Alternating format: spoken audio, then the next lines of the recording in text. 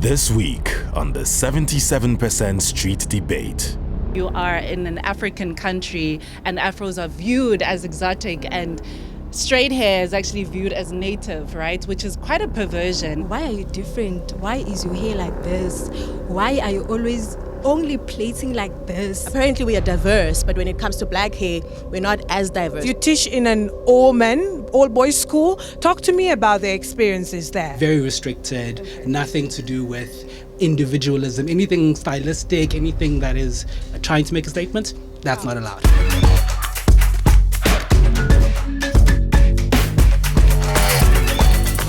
Hello there, this is the 77% Street Debate. My name is Fatu Elika Muloshi. In South Africa especially, hair is not just a personal style. It serves as a socio-political ground that mirrors the country's painful past of systemic oppression. So we are here in Johannesburg, South Africa, to ask a very simple question. 10 years after the Pretoria High School for Girls hair protest, what has actually changed in South Africa? I'm going to start with you, Denio. Let's go back to your experience as a black African girl. What was your experience like with your hair? So back in primary, I only had like 4C hair. So I would only plait throughout the whole year with my hair and then use fiber only on school holidays. What do you mean by fiber? For those who don't understand this. Oh, fiber is like your hair piece. Like this one here, right? Okay. Braids and stuff. Yeah, so I would only get that during school holidays. So that was kind of different because I would get my classmates, new hairstyles, different hairstyles, and that was different from me. I wouldn't call it bullying, but it was kind of, why are you different? Why is your hair like this? Why are you always only plating like this? You get what I mean? And I had a lot of dandruff. You know, I want to ask you, Nonto, tell me, as a black girl, what's your experience with your hair? Very tricky. I went to a school where black girls couldn't keep their hair. We had to cut our hair like completely. You know, every time we had the opportunity to do our hair in December, it was like the biggest thing ever. It was such a big deal, you know. And so growing up, I had this relationship with hair where I really wanted to finish school so I could finally get to do my hair. So it was very political and very personal as well, you know, because all the white girls could keep their hair. You know, Anile, when they say that hair in South Africa is deeply political, what exactly are we talking about here? Well, I think there's something that informs your choice, right? The choices don't happen in a vacuum. It might be linked to desire or being seen as powerful, right? When you enter a space, you are perceived in a certain way, and before you communicate anything, you actually want to command the room, and so you want the hair to do the talking for you. And actually, sometimes when you do not want to enter into a space and seen as desirable, if you want to be taken seriously, for example, you might actually not want to put on a wig, because you want this space to take you seriously in a different way. I don't know if that makes sense. Like, I don't want to be sexualized. I don't want to be desired. So I'm actually not going to dress up in that way. I want to enter the space and be a boss babe. Yeah. Interesting. And Denio, how do you feel about that? Do you feel you always have to wear your wigs to be seen as desirable? Is that a thing in South Africa as well, where glamour is associated to the luxury wigs that people wear, the straight hair? I have this thing of being like a boss lady, you know, so... You call yourself the glamour doll, by the way. And I think I understand why you say Tiana Taylor is your style icon. You kind of have the same features somehow. Look at the drip, ma'am. Pip the drip. I'm kidding. Right now, I think we have the privilege to choose whichever hairstyle that we have. When you have a wig on, it's just you playing around, you know. So after matriculating, I thought, okay, so I've been having my natural hair for so long. I'm into the beauty industry. Why not experience this, explore? Because we do get those articles or blogs saying this kind of hair affects you, how frontals affect your scalp or whatever. So I had to say it myself, and I did. I'm so happy. I do wear wigs whenever, but whenever I feel comfortable with my own hair, I do wear it. Yes, I do have a choice. Okay, she said something is shifting. Okay, before I continue, a little bit more on that, yeah. I do respect what Dina was saying from her personal perspective, but I don't think we we all have the privilege to wear our hair the way we want. I think I'm going to start with the wigs. I think there's a class issue as well. So I've seen comments where people have wigs on and people are like, it's not melting properly. It's not perfect. It's not HD. Your edges are not edging. Or especially like you get on social media, you see Americans hating on South African women, but you don't look at class. You don't look at how much it costs to buy a wig in a certain space. Also, wigs represent something in different spaces, like Anela was saying. Do you also think that this Eurocentric view, this unstraightened hair, does it serve as a currency to proximity to power? Yeah, I do think it does, but I want to take it a little bit back from South Africa's perspective on the hair politics. If you can remember, in South Africa, there used to be the pencil, I can't remember what they call it. The pencil test. Thank you so much. The pencil test during apartheid that they used to put into your hair to determine, whether your hair was acceptable or not. And that spoke to a lot around identity as well. So we come from that history. And I think when South Africa turned into a democracy or, a rainbow nation, what has become so strange is that we said we're embracing our diversity, but for some reason our policies, whether in the workplace or even in schools, when you talk about the Pretoria Girls High, never changed. Apparently we are diverse, but when it comes to black hair, we're not as diverse. All right, let's demystify it a little bit more. And let me just come to you, Ronwin. We talk about the problem here in South Africa and, the whole pencil test. Has South Africa gone beyond the pencil test? Is the problem now manifesting in different ways now? So, from my own point of view, I think nothing has changed because there's always a certain way how a woman should look. It hasn't changed. And for instance, I've got dreadlocks. Yeah. Right, there's always a perception. I've had a couple of people just come and hug me because they want to smell if my dreadlocks are clean. Yeah. Because there is a perception that someone who's got dreadlocks is pretty dirty. There's quite a lot happening there, but I just want us to go back a little bit because between the period of 2012 to where we are now, a lot has happened in fighting for black women's liberation. Where was hair in all of this, even before we come to what happened in 2016 when the girls went out, to protest for their dignity? I think we've made a lot of progress when it comes to how black women's hair are perceived. In fact, the words that were used to refer to Afro hair was that it was exotic hair and it was not allowed in school, which is very interesting because exotic means something that is not in its natural environment, and yet you are in an African country and Afros are viewed as exotic and straight hair is actually viewed as native, right? Which is quite a perversion. It's something very strange. So now I think there is space, there is room, or there is at least a conversation. In my son's school, interestingly enough, they are allowed to grow out dreadlocks. Is it possible, Anela, for an African girl with the Afro to be considered a glamour icon in South Africa?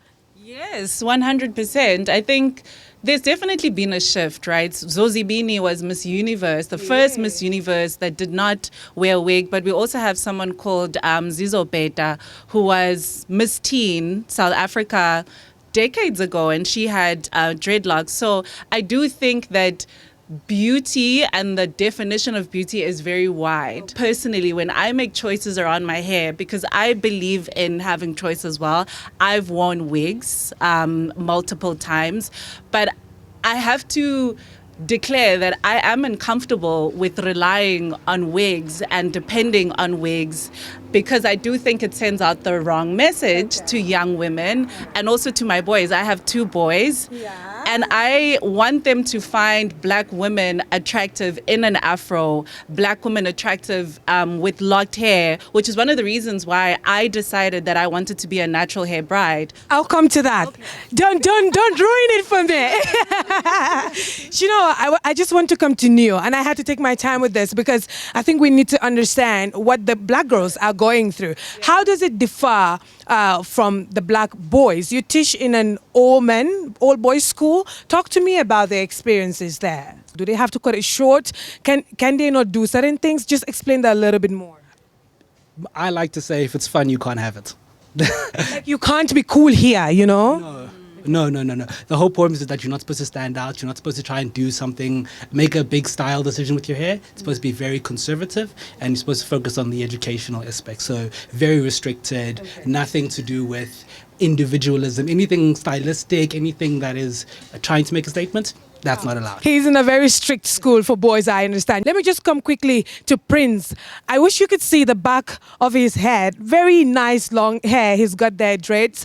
And you did tell me that when people see you, before they say anything, they, approach you and give you this respect of Your Majesty. I do think the crown is so huge and beautiful.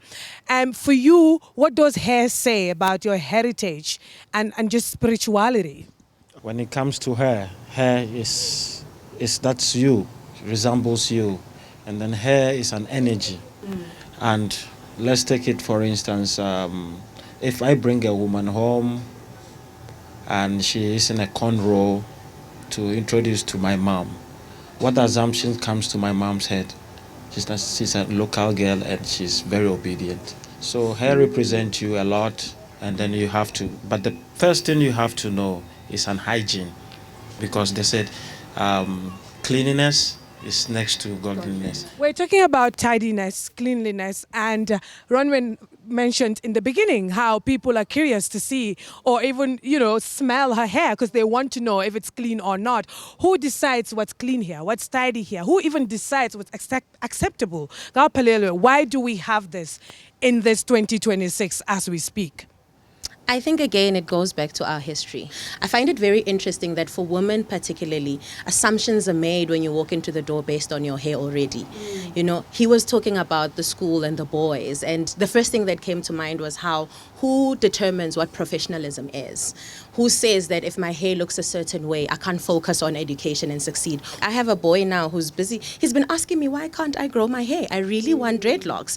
We are now growing it, but I am actually anxious because I don't know how he's going to be treated, because I've been treated different ways because of how my hair looks, whether it's natural or when I have a weave on. When I walk in a room, if I'm having it natural, some people say, jar lady. There's a specific type of... Jar lady? Yeah, there's a specific type of African man who gives me this type of misogyny. It's that idea that I respect you, but actually your hair represents that I can control you. Let me just come to that, because she mentioned how sometimes men approach her and, this whole sexualized thing.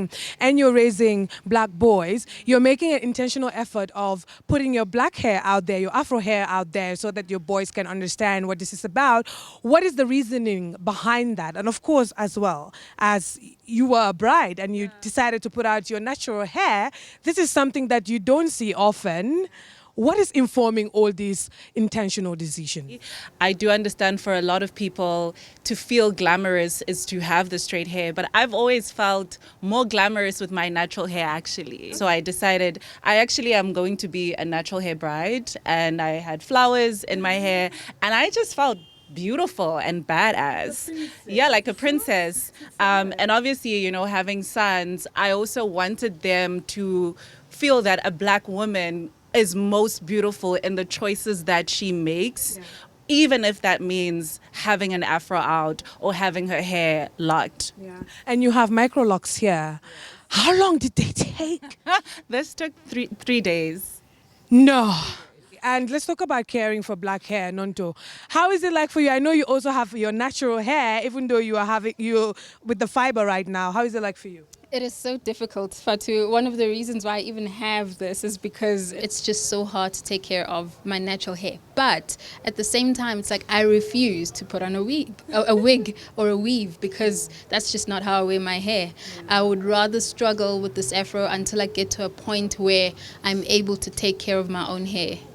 My God, I think that's something that a lot of us can relate to. Caring for our hair is not easy. I also remember how I struggled when I was a kid, not to talk of now, in fact, when I don't have time to do this. So how is it like? Is the care very accessible to everyone? Can, the girl in the township have the means and effort to be able to invest what it takes to have this afro looking all beautiful and healthy? Thank you. I think it's hard, and it's hard mainly because the products, they're made too expensive. The salons are made too exclusive. When you walk into a normal black-owned salon with my hair, they look at you like, oh, this is going to be a lot of work. I wanted to say, at the same time, we need to actually sort of hold the beauty hair care industry accountable for its perpetuation of the stereotypes, for its perpetuation of the relaxer, for its perpetuation of the type of products that they put on the shelves, for its advertising. We need to keep it accountable. Every salon you go to in Johannesburg, it's wigs, it's weaves, it's a certain type of hair that is being advertised. Every salon you go to, we do need to call them to account because they are in South Africa and they're African and they have perpetuated to the system, yeah. All right, and by the way, we have our lovely guest join us right now. Eva, how are you doing? How was your morning like? Of course, we didn't see you in the beginning. Hectic. So I had an appointment with my hairstylist and then she didn't pitch, so I had to wear the wig. So yeah, that's why I'm late. So what did you want to do with your hair? I wanted to, rock my natural hair. I have very big hair. I have long, big hair. But obviously, salons open at 9. So, yeah. And if I go to the salon at 9, then it means I'm done around 1. So are you saying it's easier to wear the wig? Would you prefer to be wearing the wig on a daily basis compared to letting out your natural hair? Yeah, I mean, for this one, you can just wear and go. It's not glued on. Yeah. But with the glue ones, it's very difficult because now the hair is on you, and then for you to remove it, it takes hours, it eats your hairline, so it's a whole thing. But this one is like the easy one because you can just wear and go. Let me just come to you quickly, Gal Palelwe, before you leave, because she's leaving very soon. You mentioned to me some time ago when we had the call that your relationship with your hair is a love-hate relationship. Talk to me about that. So it's this whole texture conversation around the different textures. One of the things that I've learned about my own hair is that it makes its own rules, right? And I can't always control it. Eva was talking about how much time it takes to get her hair, her natural hair, to a point where it's acceptable or considered beautiful, even to my own face, right? Like what I have right now, it's not considered what would be, to walk on stage with, or what is acceptable as beautiful, right? Yeah. But I did it on purpose, right? Just to make a statement and for us to ask ourselves, why is this considered not acceptable? And I think the love and hate comes from the fact that it takes so much time, like we said, to get my hair to that standard. Sometimes I have to use heat. Sometimes I have to use product to actually get it to a point where it's blown out and looks a little bit more like how short it is now. If I had to do this, it's actually way much more. I remember someone telling me once that they kind of feel small when they let their natural hair out because it's actually short, and they want to wear big earrings and look a little bit more, present, because the hair doesn't just do that. Do you feel the same way, Denio? It's the love and hate relationship also, because my hair is so nice. I'm telling you, my hair is so nice, but it's also a length issue. I believe that if it was more, it does have the volume, but the length, I feel I do have the length on my mind on how it should look like, but it's not getting there. And I'm just like, so I still have to play it then and put on the wigs, because apparently when you have your cornrows for too long, they do grow. And I'm talking from experience, judging from the time I cut my hair and now my hair has so much growth. But it's because of what? The wigs. It's not easy. She's talking about the length, and do you think the media, social media, in fact now, is playing a huge role into these beauty standards? Of course, but this thing started when we were young, in school. People were like mocking people with like short hair. I've always had long hair, so I never had problems. The only problems I have is like the maintenance and the time. I just like to, get ready and go. I don't like spending time at the salon. That's why I don't do braids. If I do braids, it's like a wig, a braids, but with like on a wig. All right. So for you, it's about time. Denio, if I may just come to you, do you think you're perceived differently when you wear your wig compared to when you wear your afro, like when you walk into spaces, even how men see you, how people approach you? What do you think? Men perceive me as a slay queen. I don't, till today, tell me a definition of a slay queen. Like, if only one person could define what is a slay queen to me, I'd be so happy. You get what I mean? So I'm just a girl, nothing more than that. She's just a girl. Eva, she just mentioned slay, and I know that's a big thing on social media. You are in that domain.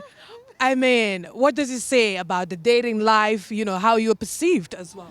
I mean, men also contribute, especially with when it comes to hair, right? Yes. But I know that when I have my afro on, that's the time, it's most of the time that's when I get, asked. Yeah, men ask me out with my. I don't know why, but like, afro. Yeah. I don't know why. People always ask me out when I have my afro on.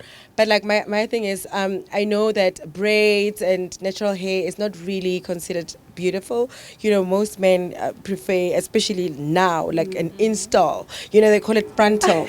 You know what I mean? And the thing is, it's crazy because they don't even know how much that is. It's like I said, this one is just a wear and go, right? Yes. That's why it's expensive because that's glueless, yeah. Yeah, you can, and also the quality honey. So you, so it's not a wig that you have to like always install every 30 inches. I don't remember, but it's a bone straight. Yeah, and that is really expensive. Vietnamese. This one was 18K. So the installation I'm talking about, it's like with the glue here, ear to ear. Yes. You can only do that for a day, and it's like 1K to 1.5. Imagine every 2 days you have to do that. That's like how many times? And where do the edges go? It will steal your hairline. That's why I don't do that like a lot. If you can go to most of the ladies and just say, can I see what's underneath? They don't have a hairline because the glue eats your hairline, and that's a thing we need to talk about. People are not talking about that. Yeah. You want the wigs on the girls and everything, the installs, but the consequences, we're not talking about that. Okay. The hairline is gone. It's gone. I mean, Neo, as a man, how do you see the different hairstyles? When you see a woman in a wig and when you see a woman in their natural hair, what does it ring? Like, what does it trigger in you? I have the good sense to keep quiet. Please, we want to hear your opinion.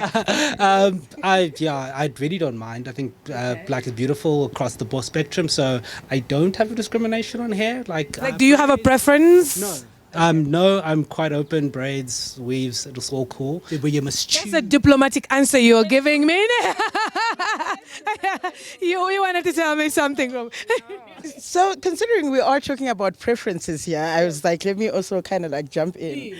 So I kind of have a preference. I don't think I can date a man who doesn't have hair. Because for me, it's like even if I probably even if I date a white guy, I would date him with a man pony. Like Samson. Yes. It shows that you are a man. I can't do the clean look kind of guy. I can't because it doesn't work. It doesn't. Yeah. All right. So we are getting there. Let's just wrap it up quickly with where we are now. We've established the problem. We've established, the things that continue to perpetuate this problem. There's the school. There are institutions, workplaces. But let's talk about what happened since the girls had their protest in 2016. That's 10 years to where we are right now. What has changed, Nonto? I think it's fair to say there has been some kind of change, but I think there's also still room for growth and improvement. I think the policies and rules in schools have, kind of let go a little bit of these strict rules around hair. Girls can now braid, and I think even in Pretoria, if I'm not mistaken, Pretoria Girls' School, I think they changed the code of conduct, and girls can now wear their braids. So I do think we are moving somewhere. Whether the pace is slow or not is probably the question. I do think girls feel more confident to embrace their hair and how they look like, but I think we can get far than where we are, or further than where we are. I mean, Anela, other countries like the US have the Crown Act, which of course is there as a form of legislation to encourage this openness to all kinds of hair textures and styles. It doesn't get more political than that. Do you see something similar happening in South Africa, or what is there that can happen to make this even better? To be honest, I think we spend too much time on hair. As Black women, we need to just free ourselves. So I wonder if introducing legislation of this kind is actually going to create more of an attachment to hair. I think we spend a lot of time being beautiful and wanting to be beautiful. I honestly sometimes wish that we would spend so much less time being invested in the beauty politics. Okay. Because I think it just takes away from you as an individual, and it also makes us very competitive against each other. Yeah, okay, against each other. One last, is it possible for Black women to move away from this question of hair being associated to trauma, struggle, discrimination, to this space of beauty, love, fun, and just luxury, imagination. Is that possible as we speak now, Denio? I think it has to start with acceptance, you know, because there's always going to be noise. You do it or you don't do it. So I think it's up to an individual. It's your choice. You get what I mean? And I feel like I'm repeating it again. I feel like now we do have the privilege. We do have the rooms, you know. So it's genuinely up to you.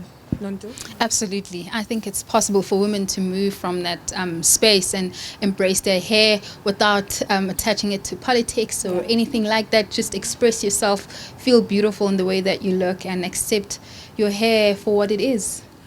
Lovely. I think we have it. That was quite a lot. It's mind-blowing what can come out of a conversation like this. And I think from what we've heard, hair is clearly deeply political as we speak right now, because it can determine who is considered desirable, who even gets the opportunity. But that can clearly change, and it starts with all of us here and you. Thank you too for watching. Bye-bye.